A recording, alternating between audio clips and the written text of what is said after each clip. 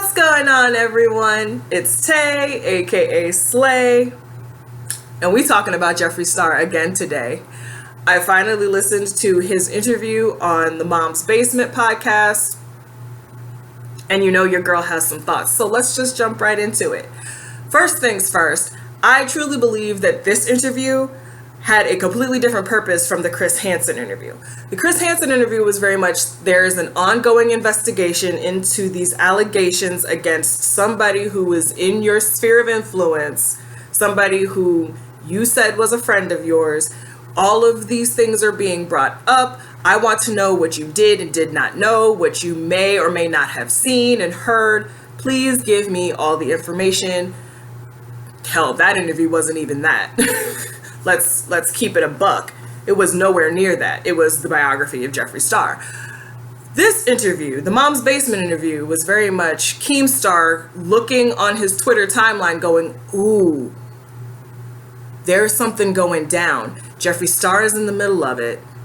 Let me grab him and get him on my podcast to draw traffic to my podcast, because I need to do some numbers. And there's nothing wrong with that. Let me make that very clear. There is nothing wrong with that at all. We all use trending topics to get the clicks, to get the views. And I get it. But Keemstar's channel is called Drama Alert. He lives for the drama. Let him try to deny it. He lives for this. So, of course, he's going to see something that is drawing a lot of attention and be like, I need to get up in this. And that's exactly what he did. So the first 10, 15 minutes of the podcast is Keemstar and Faze Banks kissing Jeffree's ass. Now, I had zero respect for Keemstar because of the way he treated Jessie Smiles and her whole situation. I had a modicum of respect for Faze Banks, especially after everything went down with him and the guy who he led into his crew and who tried to sue him to get out of his contract and all of that. It's completely gone now. I'm gonna keep it real. Any respect that I had for that little bit, completely gone from this interview because of the way he handled himself on here. But the third person on the interview, Colossal, is crazy. I've heard of him before this. I think I heard the name like Colossal is crazy, Colossal is here, aka Clown. I'd heard that name around before, but I'd never really paid attention to his content. Colossal did what the girls should have done, okay? He kept his foot upon Jeffree Star's neck, and I was here for it. I was living. He wasn't about to be swayed by any type of bullshit anybody was throwing. He was like, nope. This is my question. Can you give me a straight answer? No, I'm asking you this question. Please answer it. And I was here for it. I really wish he had conducted the whole interview because maybe things would have made sense. They go on, and I don't remember who brought it up, whether it was Keem or Jeffree, but we go into Jeffree lying about never having a drink. He's like, I've never tried alcohol in my life. And yes, I know that, I tweeted about being tipsy, and there's a video of me going around taking a shot and holding a bottle, and people want to make it this big thing. Why would I lie about it? Exactly. Why lie about it? Nobody cares. You're a grown ass man. You were of legal age. Just say, yes, I've tipped up the cup once or twice. Nobody cares. It's not going to make you holier than thou to just say, yeah, I used to drink, but now I no longer do. I just stick to the ganja. Like, were you lying then or are you lying now? Because we can't tell. Yeah, I tweeted those things to get attention. So you lied to get attention. You're a 5-year-old? Because that's what children do. Children lie and exaggerate in order to get their parents' attention if they feel that they're not being heard. At 25, you're too old for that. I'm just letting you know. He goes on to reiterate that he never saw anything. Even though we have people on record saying that you witnessed them in the presence of Davi. We have people who say that you spoke out because you saw them. What is the truth? You recanting then And saying what you're saying now is causing more confusion and, quite frankly, doing damage to the stories of the survivors. I'ma say that because it's the truth. It's a similar thread that's running through these two interviews, is that Jeffree cannot help himself but talk about how Davi is this wannabe, this copy of him. It's irrelevant. Nobody cares. Him wanting to be you has nothing to do with what's going on. It has nothing to do with why people are coming to you. It's like you're disgusted, as you should be because of his actions. But even before that, it's like you were disgusted to even know this person, and yet he was your brother. He said, I just don't know why people are so focused on me. I get it, it's because I'm famous. No. We're focused on you and what you might have known because you said you saw things. And we're wondering why you didn't speak up then, if what you said was true. But no, you said that you didn't see anything. You were going off of what other people were telling you, and that's why you recanted. Okay. And I love how he said yet again that nobody reached out to him for comment when all of this was going on. And yet we have people showing proof that they emailed you, that they tweeted at you, that they sent you the DMs. You just can't help but lie. And Romeo Lacoste was brought up, which I find funny because I mentioned in my last video that the only good interview I've ever heard Keemstar do was the one with Romeo Lacoste. Jeffree can't help but mention that he tried to hit on him because nobody can resist Jeffree Star, right? And then he throws shade at Kat Von D. He's like, Kat Von D was a great artist too. Like, do you realize, Mr. Star, that the people that no longer associate with you keep your name out of your mouth? And it's not because they fear you. It's literally because they don't care. Like, they don't have time. They're over here staying in their own lane, doing their own thing, making their own money, creating their own content. Nobody talks about Jeffree Star. Nobody that used to be in his circle talks about him. Manny doesn't mention him. Laura Lee doesn't mention him. Hell, Nikita Dragon, and she mentions everybody. She doesn't mention him. And James Charles certainly doesn't mention you.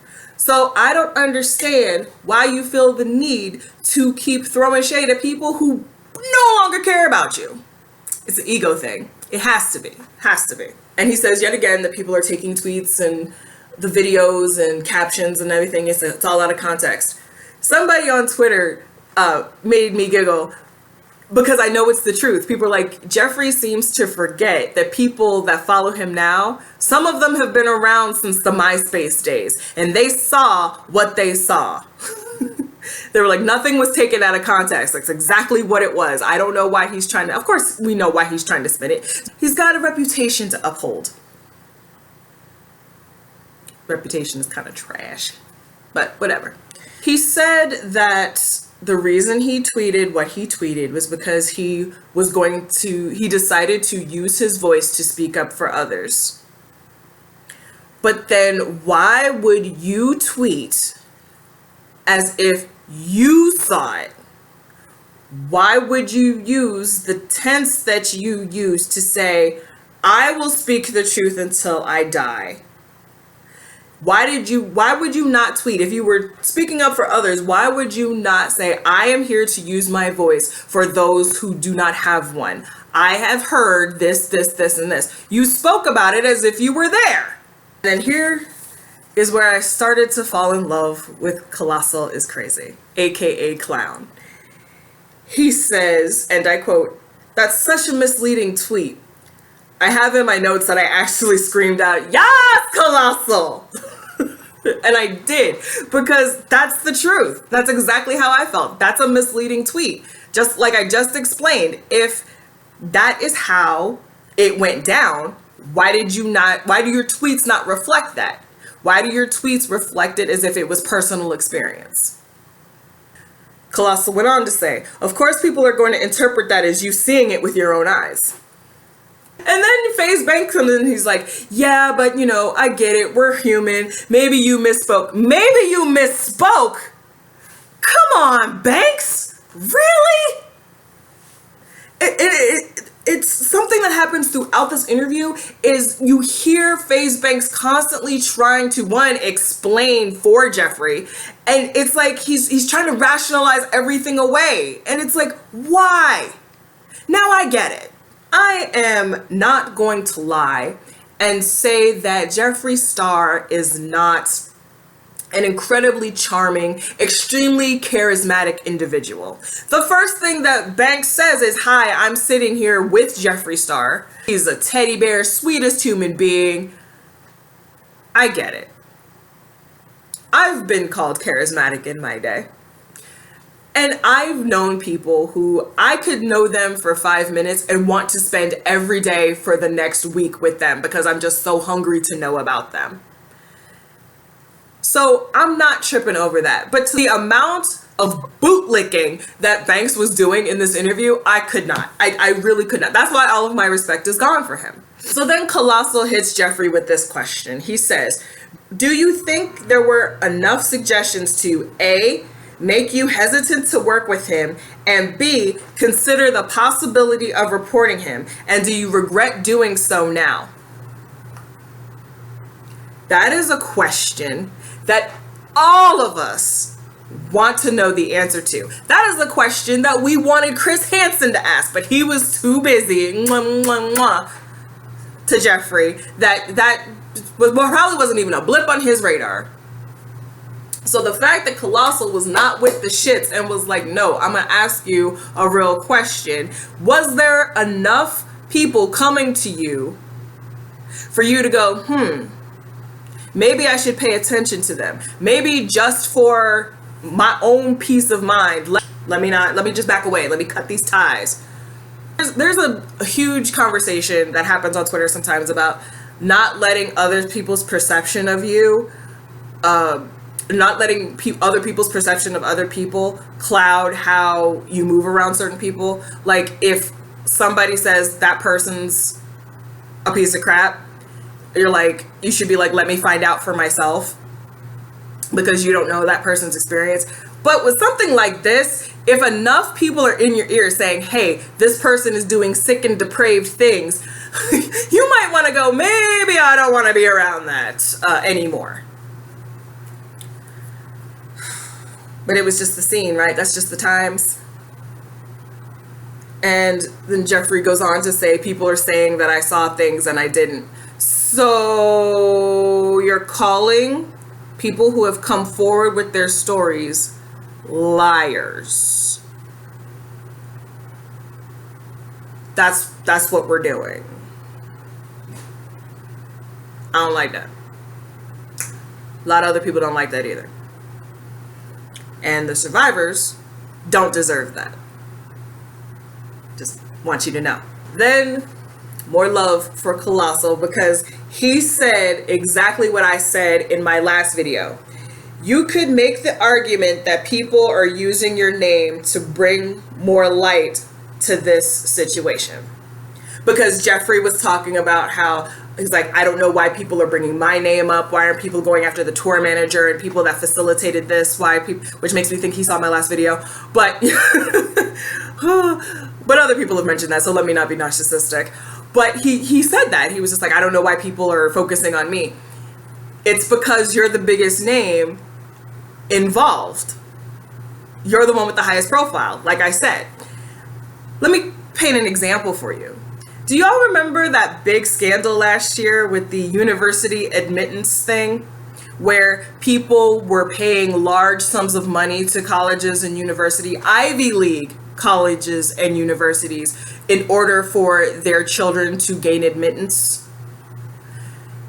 We would never have heard about that if two figures were not involved. If Felicity Huffman and Lori Loughlin had not been attached to that, it would have been a story and it would have been gone with the wind. You had two high-profile individuals involved in this scandal. It blew the hell up. And that's why everybody was in a tizzy about it. Because of course you could look at that and be like, "Oh, that's just what rich people do. Why are we all surprised?" But again, that story would have been buried had we not known that two people who were basically considered America's sweethearts at varying points in time had done such an egregious thing? Do you get what I'm saying? I hope you do. Jeffree obviously doesn't, but we're going to move on. Oh, here's a point where I might go on a bit of a tangent, and it makes sense because of the videos I have here on my channel. Jeffree starts talking about how every time Trisha Paytas gets in trouble, people want him and Shane Dawson to cancel her. Okay. Jeffree, boo, I want you to come here. I want you to listen very closely. Are you comfortable? Okay. Nobody is asking you to cancel your friend, okay? What we are asking you to do is when you see your friend being problematic, you go, hey, babe, I see what you're doing. I understand why you're doing it. We all love the controversy and the drama. You need some views.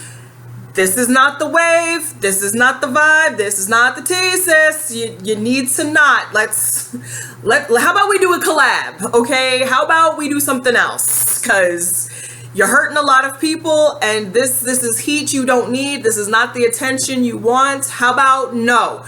What we want you to do is hold your friend accountable, because that's what real friends do. It's so simple. When I screw up, I fully expect my best friend in the universe to sit me down and be like, listen, no, that's what you're not going to do. Or I expect better from you. I know the kind of woman that you are, and I know the woman you want to be. No, let's do something else. I'll give you an example because I love examples. I'm a teacher today.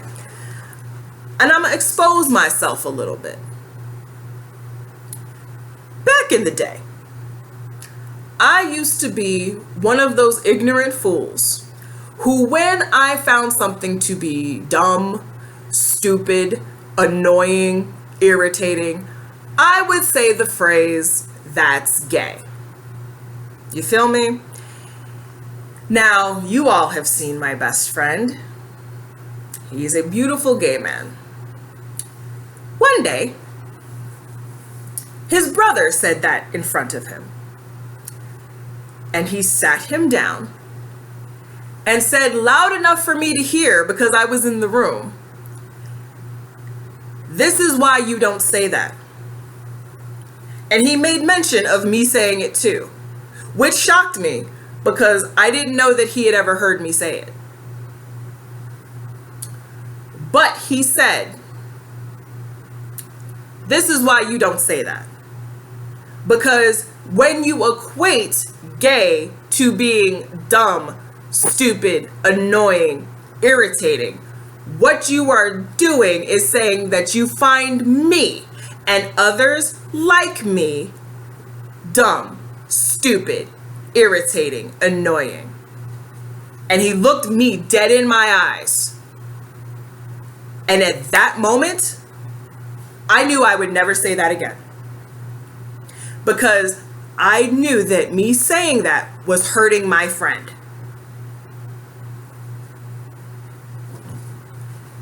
And that's what he did. He held his brother accountable. And he held me accountable. Trisha has been out in these streets causing harm with her misinformation and her mocking of those who struggle with dissociative identity disorder and other mental illnesses.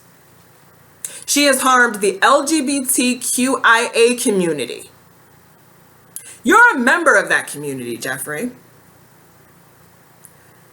You should have been the first one to be like, hey, if you're going to speak about this, do not speak about it in an uneducated manner because you could hurt people. You're smart. I know you know that. Maybe she didn't tell you what she was going to do. Maybe y'all aren't that close. But you're in her circle of influence. You see the reaction. I know you do because you search your name on Twitter. You know what went down when she did what she did. And a real friend would have pulled her to the side and given her some advice.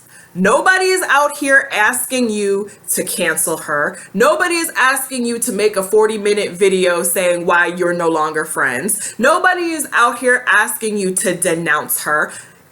Some people may be asking you to be like, hey, tell your friend what she's doing is wrong. But nobody is asking you to rescind your love and support and your friendship from this person. So you need to realize that if you're not willing to do that, you are not that person's friend. Point blank, period. Back to the interview. He says, do you all want me to cancel my friend? You were so quick to try to cancel James last year, but he was your friend. You called him your baby brother. Oh, but when you call people brother, you're just being dramatic. I forgot. My apologies. If I seem mocking, I am, because I'm sorry, both interviews are just so full of bullshit. You would think I live in a pasture because I'm just wading through it in both of these. On the same token, he says, I'm not about to ruin someone's life. You tried to ruin his last year, even though in this interview you tried to deny that that's what you did. You definitely did. You definitely tried to ruin James Charles' life and career last year. Okay? I don't know why you're like, that wasn't me. Yes, it was. You played a role, sir. And it wasn't a minor one. And this is the part of the interview where Jeffree starts talking about the famous people that he's been with. He's like the rappers, the NBAs, if you saw who was in my Snapchat last night. And he's like, I'm not going to out them. I don't want to embarrass them so people can make jokes about them. And I'll never do that. You know why you will never do that? Because they have more money than you.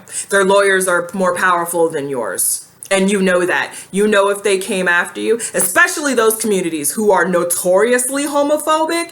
Oh, if you came out and tried to say something, tried to stir that pot, you would be buried. So of course you keep your mouth shut. But James Charles, oh, he's a tiny fish in a big pond, and you went after him with both barrels.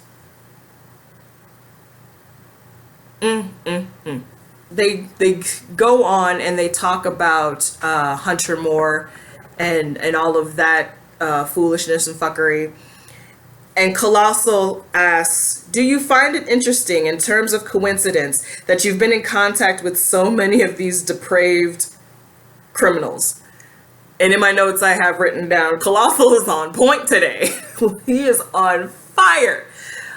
Oh, because it's the truth.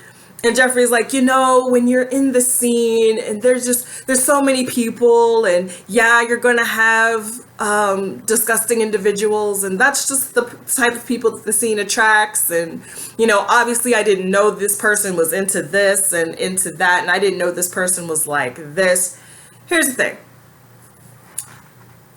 As a grown-ass person, you start to reflect.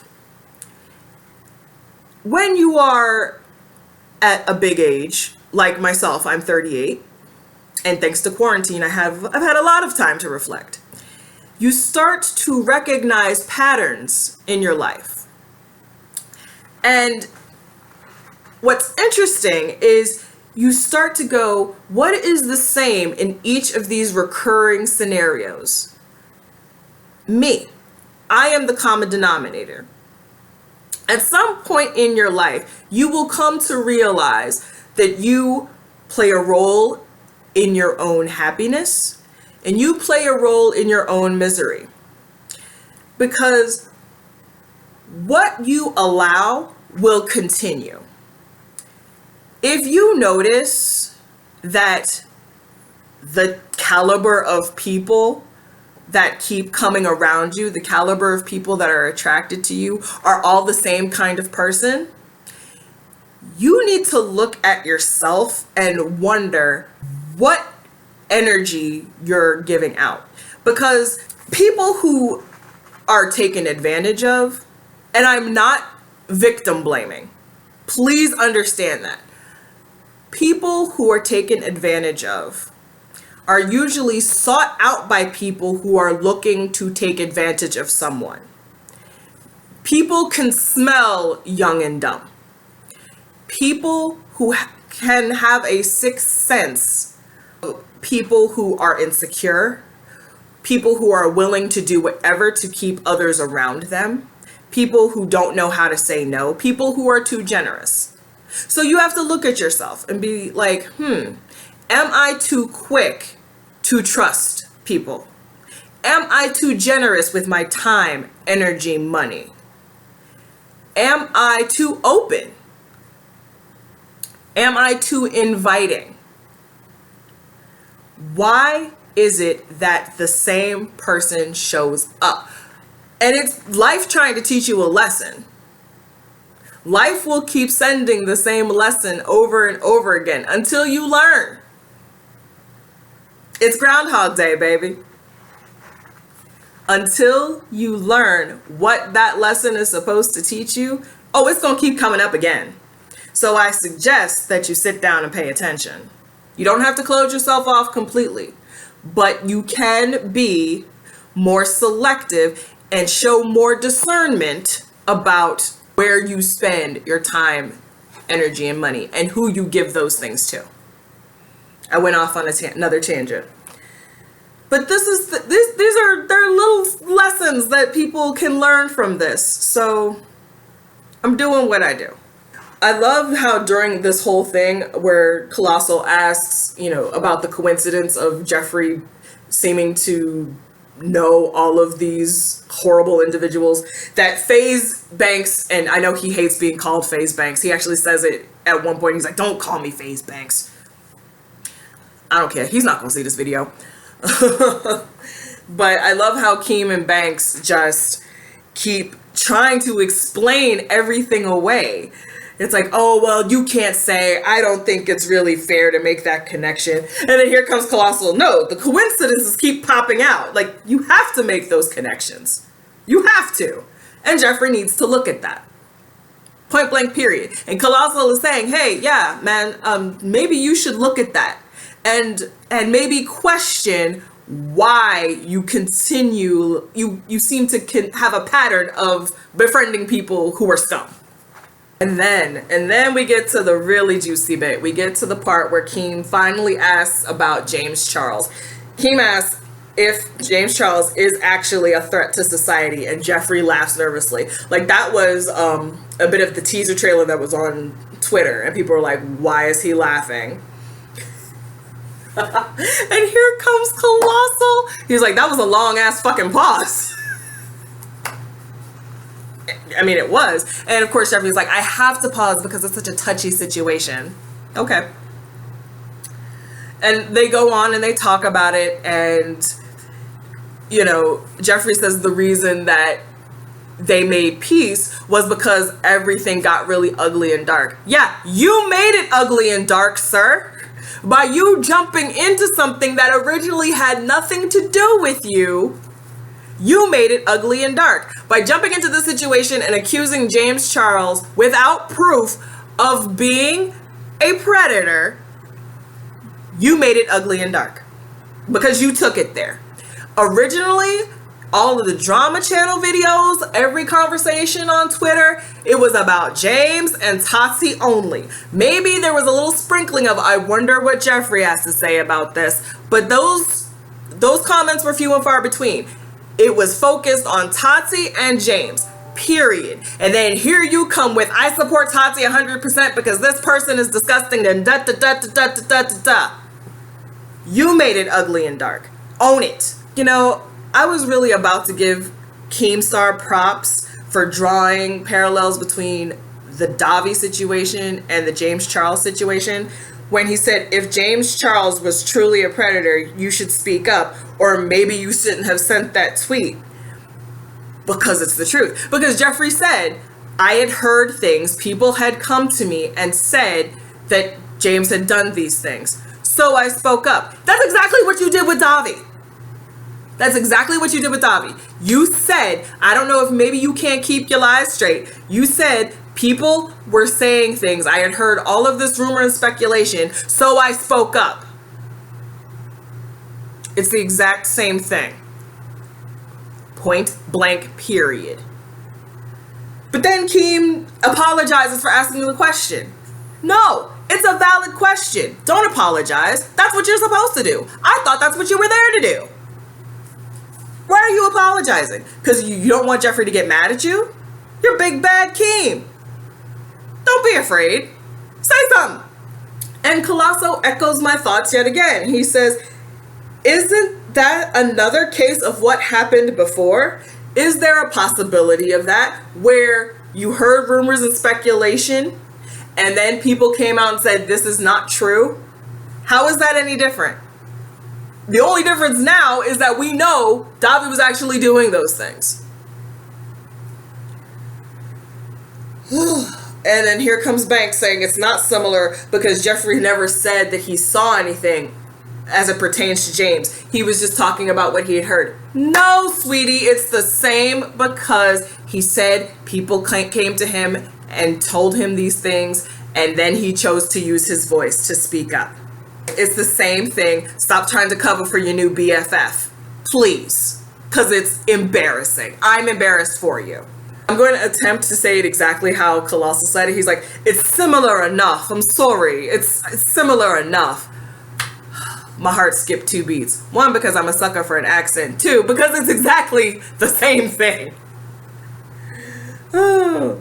And he's like, you know, Colossal at some point asks Jeffree about the evidence that he has against James, and Jeffree's like, at the end of the day, I'm not going to out a victim. No one is asking you to out the victim.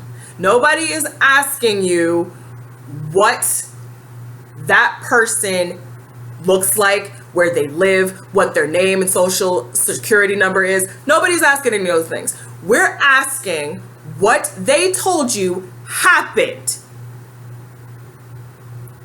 Because it had to be something for you to come out your mouth with, this person's a danger to society. Or were you just in your feelings that somebody was coming up quicker than you ever had? They might have been stealing a bit of your spotlight. And you decided to hop on the let's get James the fuck up out of here train. Because you were so flippant back in the day to say, I saw this happen and I saw that happen, and now you have a zipped lip because you want to protect the I can't with you. And not only does Jeffree Star go on to throw Tati under the bus for all of this, he throws her inside, over, and around the bus. Because he says she should never have put out that video. I didn't try to ruin James's life. That was Tati. She did that. You played a hand in it, sis. Just want to remind you. You had a hand in it. Do I know if you were behind the scenes goading her on to doing that? No, but like I said, you inserted yourself and it made it 100 times worse. Because by the time you flipped your gums, things were starting to die down. People were starting to move on. It was cold tea at the time. But then you were like, nope, I'm here to flip the table and be like, this person is, whoo. You just poured gasoline on the fire because you couldn't help yourself. And you don't want to know why I think that? Because nobody asked your opinion about what happened with Khloe Kardashian and her baby daddy. But you were like, oh, Jordan Woods and this dude have been running all about, and everybody in Calabasas knows. Nobody gave a shit about what you had to say about that. Nobody asked Jeffree Star, but you were like, here are my 2 cents. Deposit that in your bank, please. You cannot stand when the attention's on you. I used to be the same way, but I grew up. Time for you to do the same. Anyway, one of the biggest lies Jeffree said was that he doesn't care about competition. And then you go on to talk about how you do watch people's numbers. If you don't care about competition, why do you watch people's numbers? What? Do you see how that doesn't make sense? Do you see it? Towards the end of this conversation, Jeffree goes on to say, you know, James, call me and I'll show you what was shown to me. That's what you should have done a year ago, sir. Instead of just coming out and calling this man everything but a child of God, you should have been like, listen, we're friends. I have people coming to me with these accusations. We need to discuss them because I need to know what the tea is. But you chose not to do that. Now, a whole year later, you're like, no, he should come to me and sit down with me and then I'll show him these things and we can talk about it. But I thought a year ago you, James, and Tati sat down and had a conversation and that's why it all stopped. What is the truth? What is the truth? And then he goes on to talk about how James unfollowed a friend of his because he followed Shane and Jeffree, and those were the people that tried to ruin his life. And he's like, if he still feels like that a few weeks ago, that's scary. No, what's scary is what you did to him. And I'm not even a James Charles stan, but I'm here to lift James Charles up in 2020, okay? Because what happened to him was despicable. Because James Charles is just out here trying to live his best life. He's out here chasing his dreams, and he hasn't said shit about you since all of this happened. He has literally been in his own lane. He's got instant influencer. He is pals with Norveen. He is doing his thing. And then here you come bringing all of this up again because it's an exact same situation that you refuse to acknowledge. That is the same. You should be ashamed. And then the last 10-15 minutes turn into total ass kissing by Keem and Banks again, where they go into, you know, Jeffree's rags to riches story, and then, you know, Keem saying that Jeffree inspired all of these kids and probably ignited the entrepreneurial spirit in some kids because of the second documentary that he and Shane did when they go through the beauty industry and the creation of the conspiracy palette.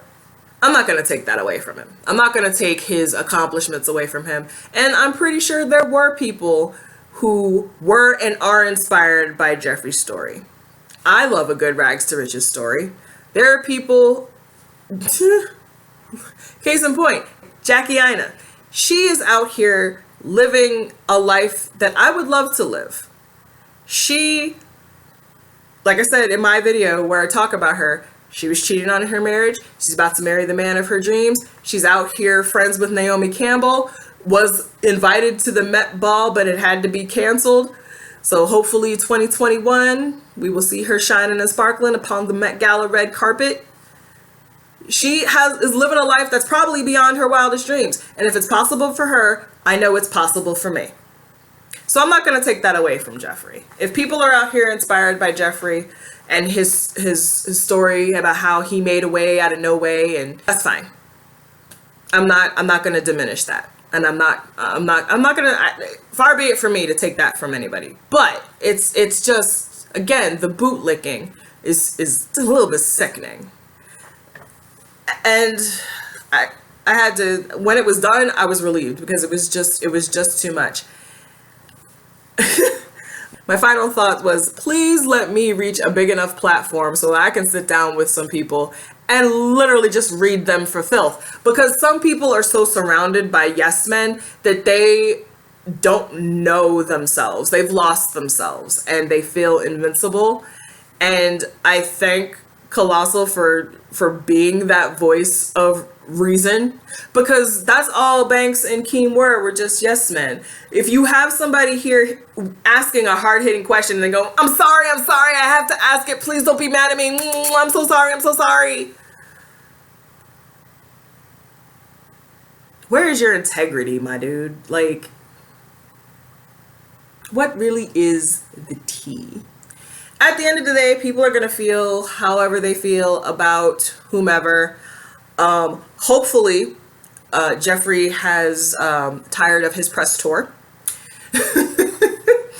And I ask the gods daily for justice to be served for the survivors of Dobby Vanity's depravity. And at the end of the day, that's really who it's about. And I go to bed every night knowing that in a few weeks, Jeffree Star will be doing what he does, and folks will be talking about him again. Circle of life. Anyway, that is where I'm going to end it today. I hope you enjoyed. I really hope I managed to entertain you today, because I had a lot of fun reacting to this podcast. I should probably react to a lot of other things, but we're going to leave it there for today. Please be sure to like, comment, subscribe, all of those good things. Please be respectful. Love you. I know there are a million videos you could have watched today. I humbly thank you for coming to Slay. Later.